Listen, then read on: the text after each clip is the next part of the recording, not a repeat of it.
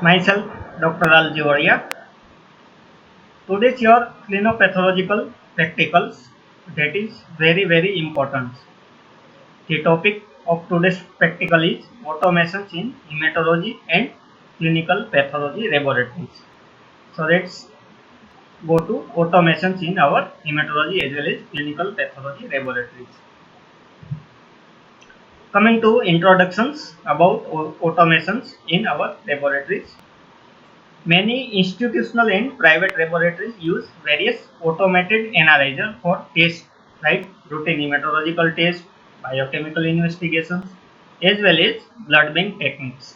So nowadays, it is common that automations in each and every laboratory are going to implemented in various parts of investigations. The single most important advantages of automated analyzer is obtaining very accurate, precise and reproducible results in addition to rapid results and simple operations. So there are many advantages of automations like accurate and precise results, reproducibility of results as well as rapid test reports and simple operations. Types of automated analyzer. Basically, there are two types of automated analyzer: open systems and closed systems. Those working on open systems, in these systems, the operator has the advantage that he can purchase reagents from any company. So, he can save money by buying reagents which are cheaper, thereby reducing the cost per test. So, in open systems, reagents are non-specific. It can be purchased other than the equipment that is purchased from the company. So, any reagents can be used in open system. Closed system opposite to open systems. In this system, the operator has to buy chemicals only from a particular company. That means company which manufactures the equipment. Because reagents from different companies will simply not be accepted by the machine, so machine will not run in other reagents. So operator cannot reduce the cost per test. That is disadvantages of closed systems. Coming to automated hematological analyzers. Commonly, this automated hematological analyzer is known as cell counters. So commonly used are various semi-automated as well as fully automated blood cell counters. But nowadays most are cell counters are fully automated rather than semi-automated. So majority of automated hematological analyzers are fully automated rather than semi-automated. Semi-automated cell counters require simple dilutions outside the machines. That means dilutions is carried outside the machines to be carried out by the operators, while fully automated cell counters require an appropriate amount of blood samples to be presented to the machines. Dilutions as well as additions of reagents, everything is done by these fully automated machines. So rest of the steps are carried out by the machines. Automated cell counters have a capacity of processing as many as 60 to 75 samples per hour. So very rapid. Process is very rapid. Commonly, dipotassium salt of ADT is used in this as an anticoagulant in this automated hematological analyzers. The instrument dilutes and distributes the anticoagulated blood in various channels for estimations and counting of various blood cells, that is RBC, WBC and platelets. The instrument provides differential counts in the form of absolute counts as well as percentage distributions. So in case of WBC, there is differential WBC counts, either absolute differential counts or differential counts in a percentage. The instrument provides results in a printout, which also contains histograms or a color coded scattergrams. So along with various parameters, there is also histograms or color coded scattergrams, which help in some conditions to appropriately diagnose or to appropriately interpret the test results.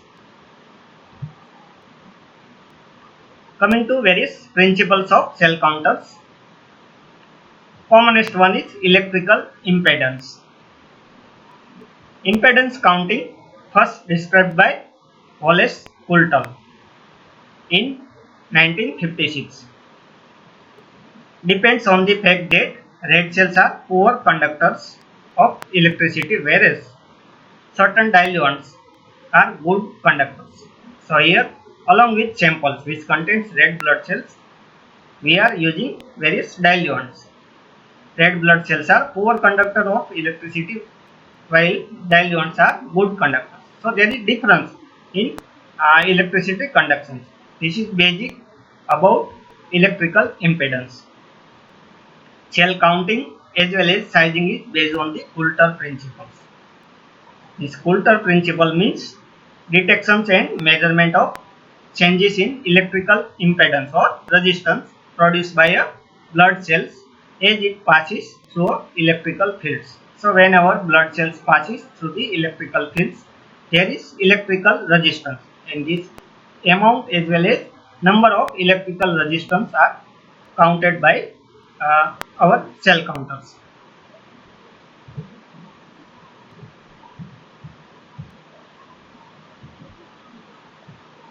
Blood samples, anticoagulant, usually PDTA anticoagulant is used. Various reagents. These blood cells along with reagents passes through a channel within cell counters. Whenever these cells passes through these apertures, these are electrodes, positive, negative and positive electrodes. So whenever cells passes, according to its size plus numbers of cells are also counted. So according to size, here peak is more if size is more, and these are number of cells. After that, cell counter uses computer systems for measurement of various parameters. These are histograms generated by these cell counters.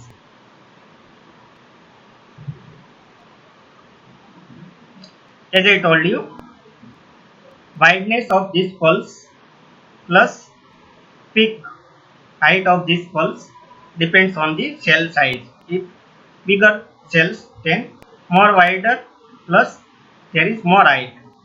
Small cells, here height as well as wideness is less than big cells. Second principles of cell counter, that is right scattering. Here in right scattering, a diluted cell suspensions flow through an aperture so that the cell pass in a single file in front of right sources. Light is scattered by the cells passing through the light beam. Scattered light is detected by a photomultiply or a photodiodes, which converts it into electrical impulse, which are accumulated and counted. Single file for passage of cells. Here right source. So from right source, light are passes through these channels, single file channels. Whenever cells passes in this channel, due to presence of cells, light is scattered. Forward scattering as well as side scattering of light occurs due to passage of cells. These are detectors, photodetectors.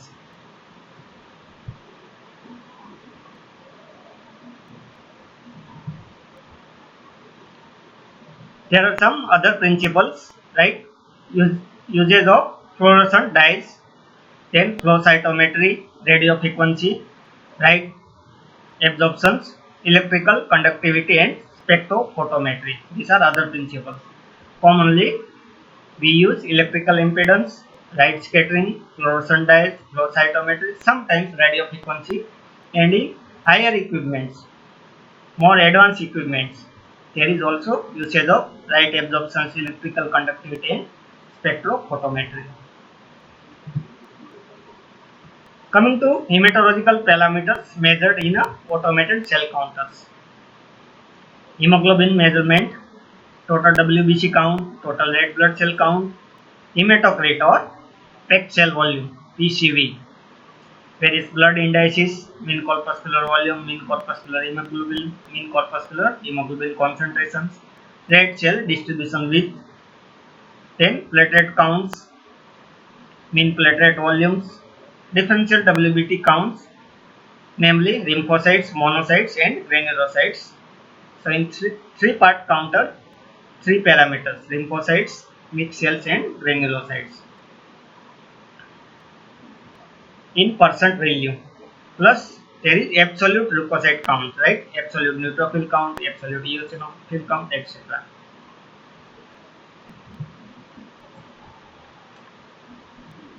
Three parts and five part differentials and histograms.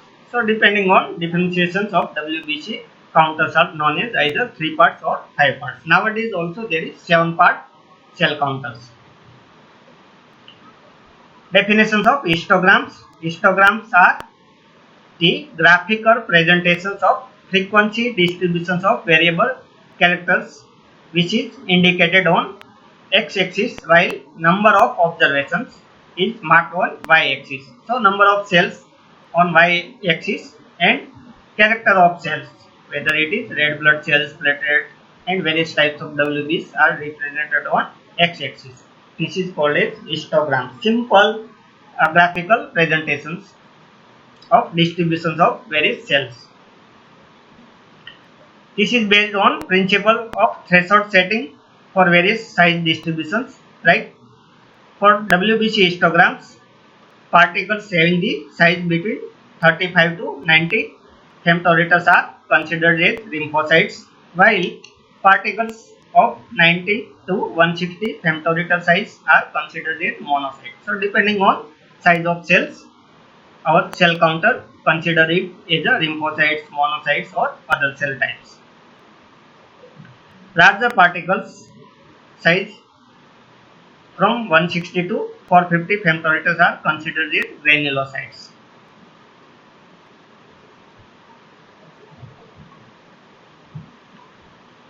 RBC and platelet histograms. Small size particles from 2 femtometers to 30 femtometers are counted as platelets. More than 30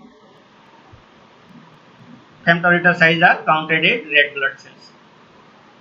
So here for counting red blood cells and platelet, one channels within cell counters, while for counting of various WBC there is another channels.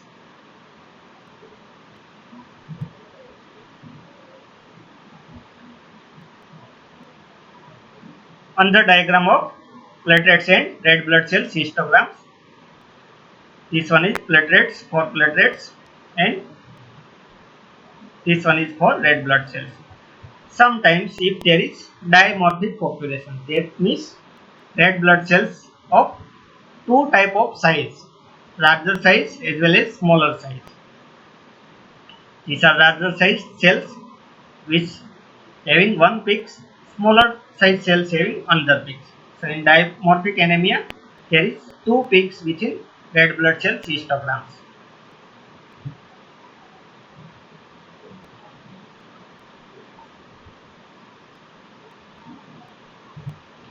Coming to WBC histograms, three-part cell counters divide WBC into three type of cells. Smaller size lymphocytes, these are mixed cells, and larger are neutrophils.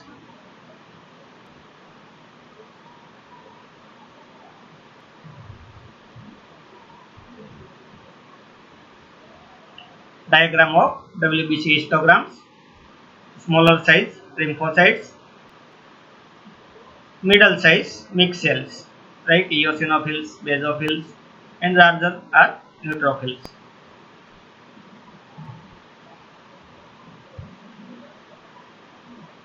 Various pathological conditions, like whenever there is increased neutrophil counts, that is called neutrophilia. There is more peak plus more width of part of WBC histograms which represent neutrophils.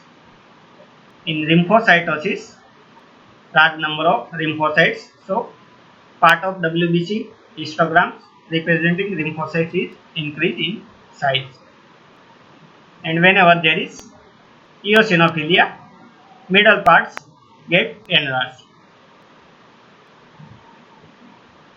Scatter diagrams, 5-part cell counters, which divides WBC into 5 types: neutrophils, lymphocytes, monocytes, eosinophils, and basophils.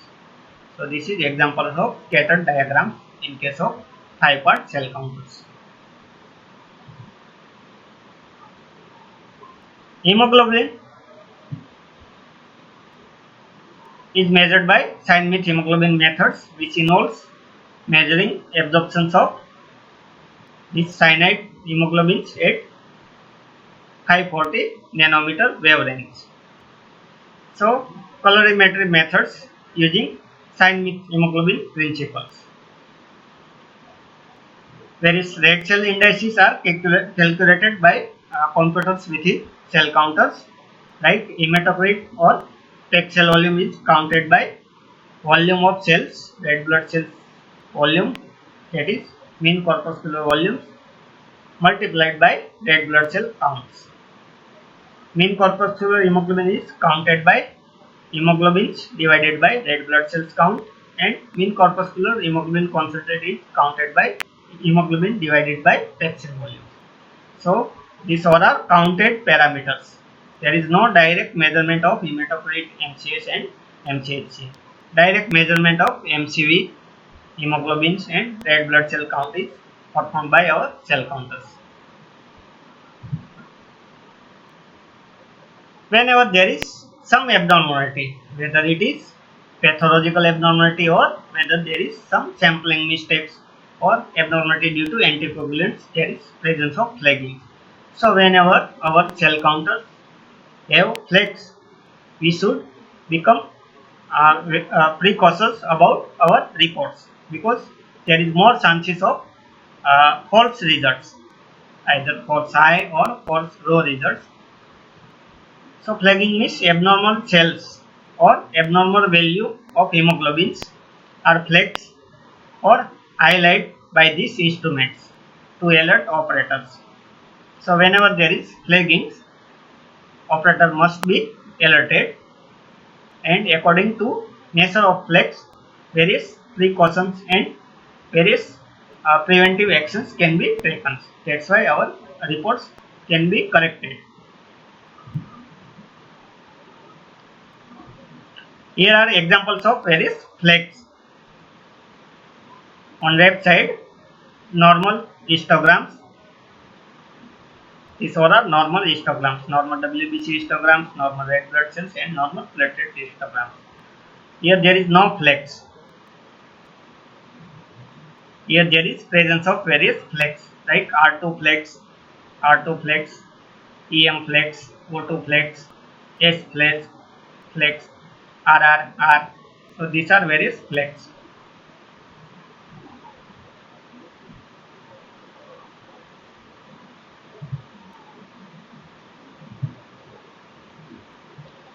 Okay, here reason for these flags, it may be due to lymphocytosis, and whenever there is lymphocytosis, there may be presence of atypical lymphocytes, or it may be blast in case of leukemia reactions or lymphoma or other kind of reactive conditions. There may be presence of blast or immature lymphocytes, atypical lymphocytes. Here flags in case of red cell distribution with H flags high value. This occurs due to anisocytosis, variations in size of red blood cells. Here also there is flags, very low platelet counts and uh, volume of platelets is higher. That's why here flags occurs.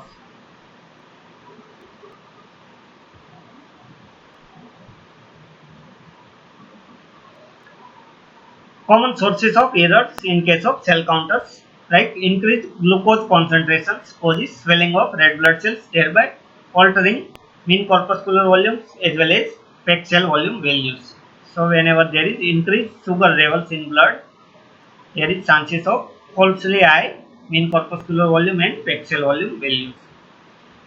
Increased repeat causes turbidity and thereby increasing hemoglobin and hematocrit values.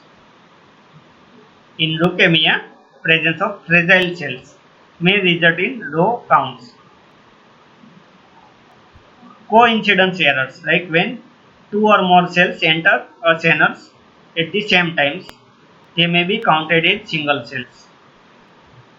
That's why size of these cells is increased, and that's why these cells may be counted as a other type of cells or abnormal cells.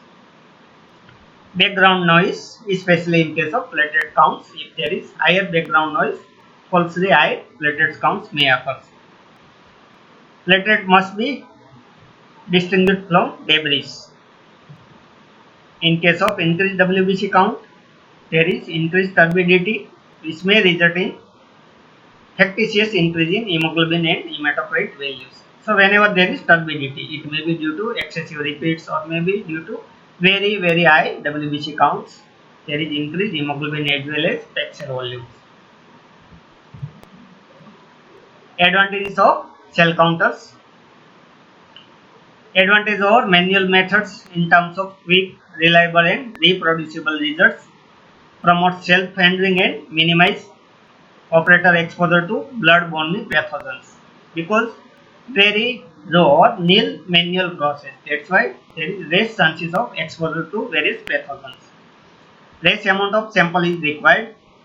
Majority of cell counters required 20 microliter or up to 40 microliters. So very less amount of samples required in comparison to manual methods.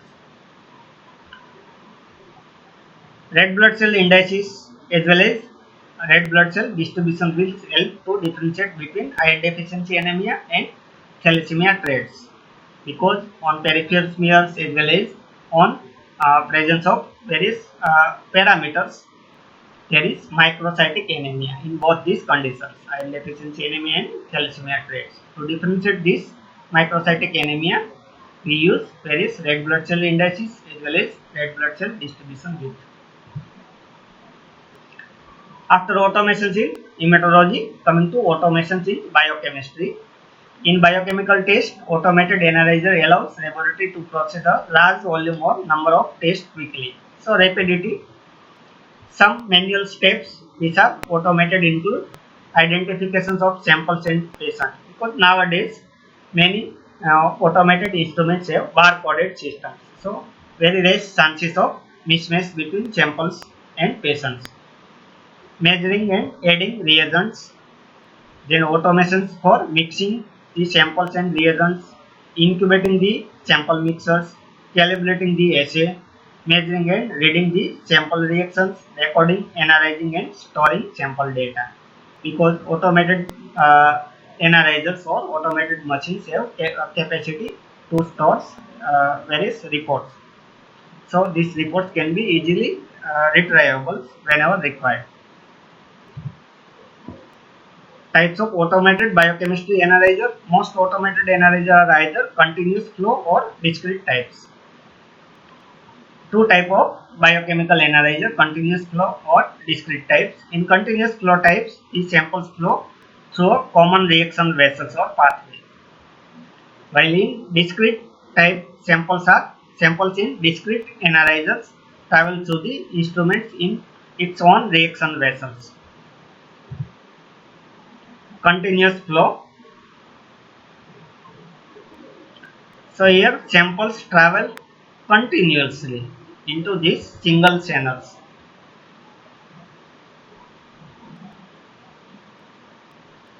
Like these are blood samples.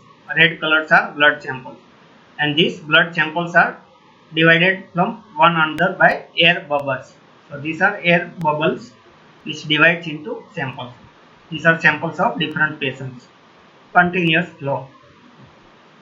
While in discrete types, Each patient samples are present within a separate vessels, cuvettes.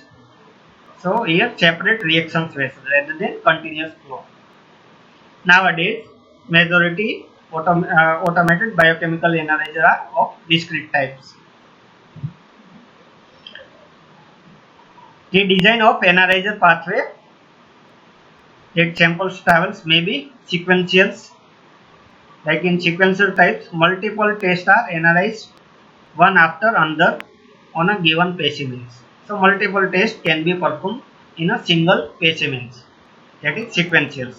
Then batch testing, all samples are loaded at the same times and a single test is conducted on each samples.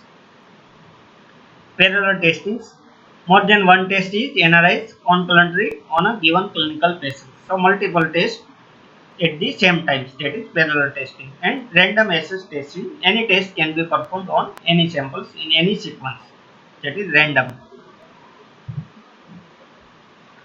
Major components of automated analyzers for biochemical test: patient identification, samplings, after that specimen transports, dilutions of these specimens, mixing between patient samples with various reagents, incubations of these mixers, then analysis of measurements and ultimately data analysis. Coming to automations in urine examinations. Automated urine cell analyzers mix, aspirate, dilute and stains urine to classify urine sediment particles. Automated urine systems perform a complete urine analysis that includes the physicals, chemicals and microscopic parts of routine urine examinations. There are three ways to perform a test strip analysis. Either we can perform manually. So here the test is done by hands, or it can be semi-automated or fully automated. In semi-automated, the test strip is dipped in the urine manually and then analyzed by the instruments. And fully automated, this test strip is analyzed completely by an instrument.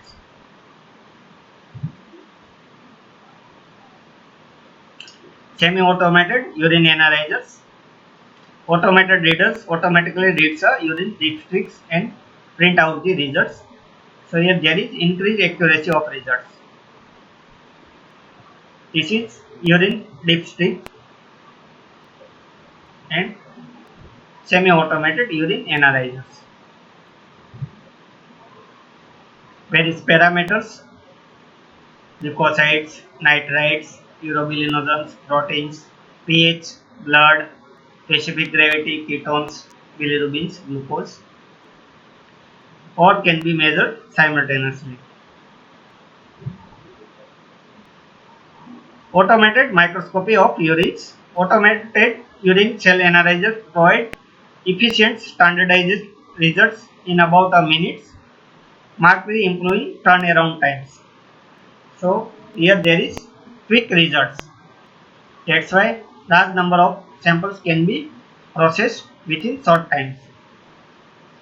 Example of automated microscopy of urines, right? One equipment, that is the Sysmex UF. Here series offers fully automated sample analyzers with automatic classifications of all 10 forms element groups with scattergrams and histograms for reference. So similar to cell counters, here analyzers also measures various forms element present within urine, and either by scattergrams or by histograms they provide reports. Automations in coagulations. Here also fully as well as semi-automated analyzers are present, and variable channels, false channels or more than 4 channels can be present. Various tests performed are prothrombin times, activated partial thromboplastin times,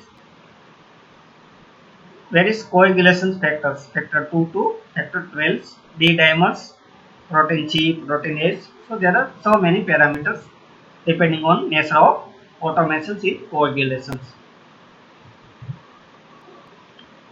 Automations in erythrocyte sedimentation rates. Various equipments like Westmatic, ESR State Plus, Sedimate, Zeta sedimentations. Westmatic 20 instruments. Here it is designed to measure 20 blood samples. Results are comparable to Westergreen's methods. Results are available in approximately 22 minutes. In manual methods, minimum 1 hour time is required, while here 22 minutes.